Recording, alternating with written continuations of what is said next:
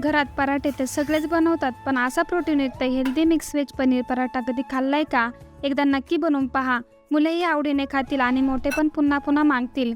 सुरुवातीला पनीर हाताने कुस्करून घ्या. त्यामध्ये कसुरी मेथी, कोथिंबीर, बारीक चिरलेली हिरवी मिरची आणि किसलेलं आलं घाला. आत्ता चॉपरमध्ये बीट, गाजर आणि सिमला मिरची टाकून बारीक चॉप करून घ्या. मी इथे ऑनियर इलेक्ट्रिक चॉपर वापरत आहे. हा मी ॲमेझॉनवरून घेतलाय.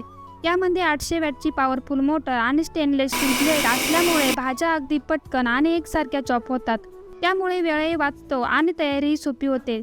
तुम्हाला याची लिंक हवी असेल तर कमेंटमध्ये लिंक असं टाईप करा. आत्ता हे चॉप केलेले भाज्यांचे मिश्रण पनीरमध्ये घाला. त्यामध्ये भाजून घेतलेलं बेसन, गव्हाचं पीठ, ओवा, मिरची पावडर, जिरे पावडर, काळी मिरी पूड, मीठ आणि थोडंसं तूप घाला. सर्व एकत्र मळून घ्या. गरज वाटल्यास थोडंसं पाणी वापरा. मग लगेच पराठा लाटून मंद आचेवर छान असं भाजून घ्या. पौष्टिक, चविष्ट आणि मुलांच्या डब्यासाठी perfect mix veg paneer paratha तयार आहे. हा पराठा एकदा नक्की ट्राय करा. मला खात्री आहे तुम्ही तो परत बनवणार. आणि अजूनही व्हिडिओ सेव्ह केला नसेल तर आत्ताच सेव्ह करा.